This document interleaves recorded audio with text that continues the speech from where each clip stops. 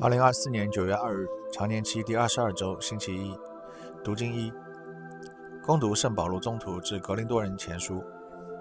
弟兄们，我从前到你们那里去，并没有用高超的言论或智慧向你们宣讲天主的奥秘，因为我曾决定在你们中间不知道别的，只知道耶稣基督，被钉在十字架上的耶稣基督。我在你们那里的时候，又软弱又恐惧，而且战战兢兢。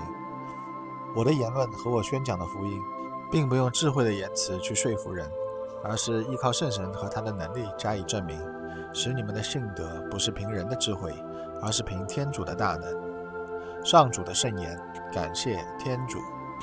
答唱咏：上主，我爱慕你的法律。上主，我多么爱你的法律，它是我终日默想的对象。你的诫命永远在我心里，使我比仇敌更明智。上主，我爱慕你的法律。我比所有的教师更聪明，因为我常默想你的法令。我比老年人更为明智，因为我遵守你的律例。上主，我爱慕你的法律。我远离了一切邪路，为了能遵守你的圣道。我没有背离你的训示，因为有你做我的导师。上主，我爱慕你的法律。福音，攻读圣路加福音。耶稣来到了纳匝勒，自己长大的地方。按照他的习惯，在安息日进了会堂，站起来要读经。有人把依撒意亚先知书递给他，他展开书卷，找到了一处，上面写着：上主的神在我身上，因为他给我付了油，派遣我向贫穷的人传报喜讯，向俘虏宣告释放，向瞎子宣告复明，使受压迫的获得自由，宣布上主恩慈之年。他把书卷卷起来，交给司役，就坐下了。会堂内众人都注视着他，他便对他们说：你们刚才听到的这段圣经，今天应验了。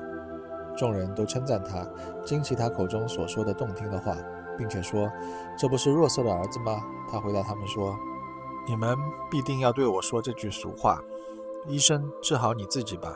也必说：我们听说你在格法温所行的一切，也请在你的家乡这里实行啊。他又说：我实在告诉你们，没有一个先知在他本乡是受欢迎的。